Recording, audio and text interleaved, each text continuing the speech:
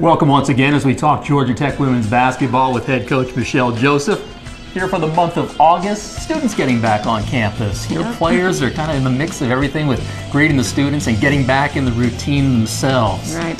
One of the things we've done the last couple of years is we've gone out when it's freshman move-in day, our team has gone and helped all the freshmen move into their dorms, the students that are here getting ready to start classes for the first time, because we really want to encourage those kids to come out and watch our team play and support us. And we feel like if we can get them on track as freshmen, then sometimes they're loyal and they'll follow us through their academic career at Georgia Tech. So, and it's just a nice gesture on our team's part to, hey, welcome these other students to Georgia Tech and say, hey, there's more to Georgia Tech than just the academics. You know, there's also a basketball side, there's an athletic side, and there's Georgia Tech women's basketball. So that's one of the reasons why we do that.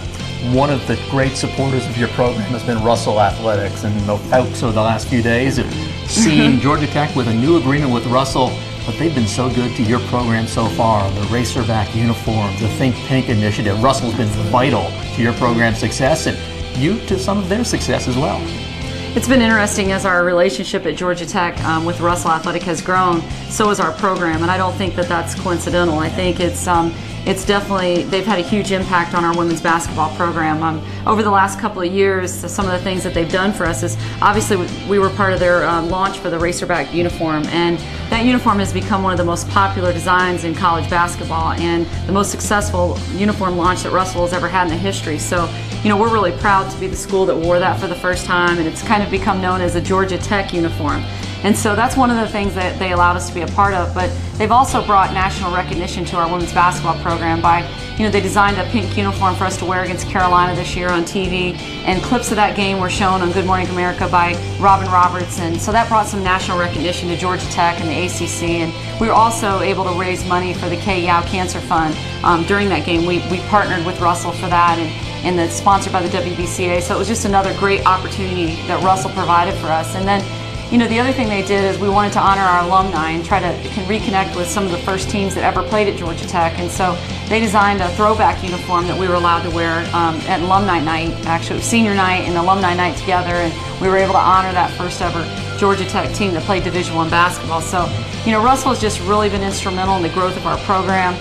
You know, they've really taken great pride in making us one of the best dressed teams in women's basketball. And I think, you know, I don't think it's ironic. I think if you look good, you feel good, you play good. So it all goes hand in hand, and we're just really proud and excited about our future relationship with Russell. Fans are watching the Olympics a lot these days. They're seeing that basketball is a worldwide sport. And as I was looking at that Russell footage, one of our models was Janie Mitchell. She's one of a number of players now that's going to be headed overseas to continue playing professional ball. There's some really good opportunities for your alums now overseas. I think one of the things I'm the most proud of last season is 3 of our 4 seniors graduated in 4 years. And then on top of that, 3 of the 4 of them were invited to WNBA training camps. And now Janie has signed a contract to play in Bulgaria, and it's a very good contract. So we're really excited about her continuing in her basketball career.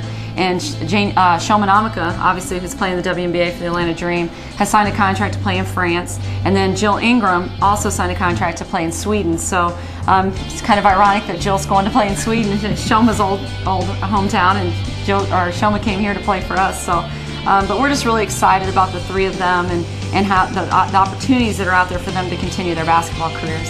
Now, of course, as we think forward to the start of the season, such a vital portion of your support comes from the folks in the Swarm. That group, what does that mean? Well, it's been interesting over the last couple of years. Kevin Kitchens has been really instrumental in getting the Swarm involved in women's basketball, and they have we've gotten some of the most loyal fans have came out of the Swarm. It's been amazing to see.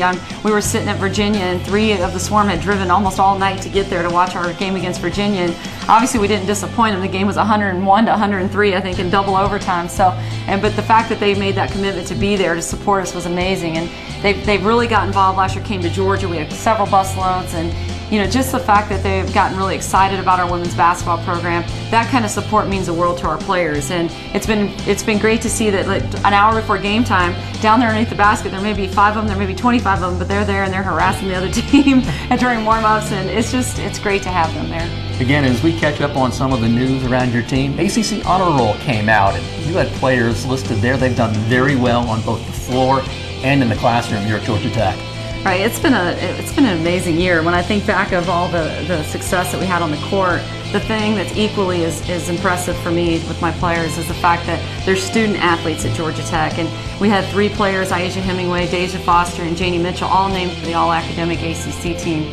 And then Alex Montgomery, during the course of the season, was named Academic All-ACC as a basketball participant. So, it's just amazing the fact that these kids, 2 of them freshmen, 3 of them freshmen, came in, with a lot of responsibility on the court, but were able to be successful off the court as well. And especially Aisha and Alex and Deja coming in with so many accolades relating to basketball, the fact that they were able to achieve so much academically. I'm just really excited and pleased and appreciative to our academic support staff for the job they did, because these kids, their commitment, their effort has been amazing, but we have such great support system at Georgia Tech that it's really set them up for success, and it's really exciting to see.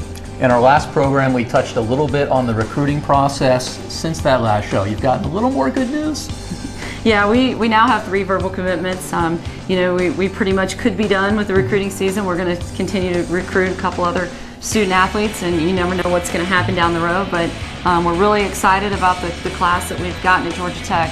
Again, just amazing student athletes, very successful on the court, very successful in the classroom, so we're looking forward to another great recruiting class. As we've seen, the players are back on campus. Preseason workouts will be coming up. You've got a group that had 4 very good seniors, very good leaders in the past.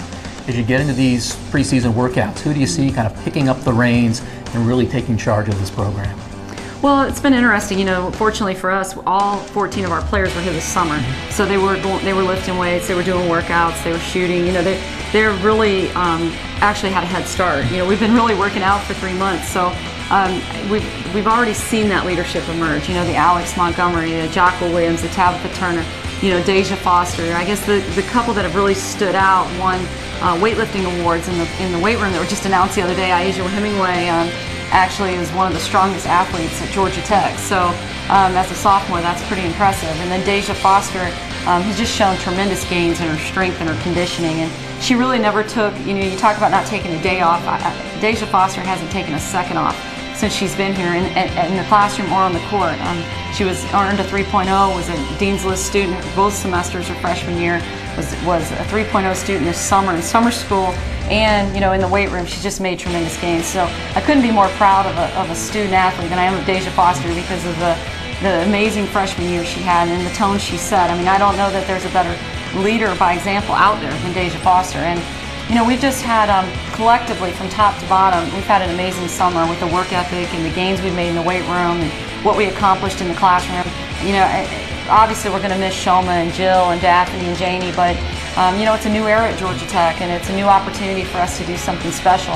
We're going to be a totally different type of team because now we have size inside. We can move Aisha Hemingway to the perimeter, and we can play with bigger kids inside. So not that we're going to change our style. We're still going to press and run and do all the things we've always done, but we're going to do it with a few other bigger kids inside, and we'll be able to play a couple different styles and a couple different lineups. So we're really looking forward to getting back on the court, starting individual workouts, getting to practice, and getting there to our home opener, which is going to be against Troy State, and then we head to UConn to be their home opener. So it doesn't get any easier, and we're excited about it. The season starting off. Well, we're definitely excited to see how all of this unfolds. Coach, thanks once again for joining us. We'll do it again in September. Yep, thank you. That's another edition of our Georgia Tech Women's Basketball Show with MaChelle Joseph. Check back in September for more right here at RamblinWreck.com.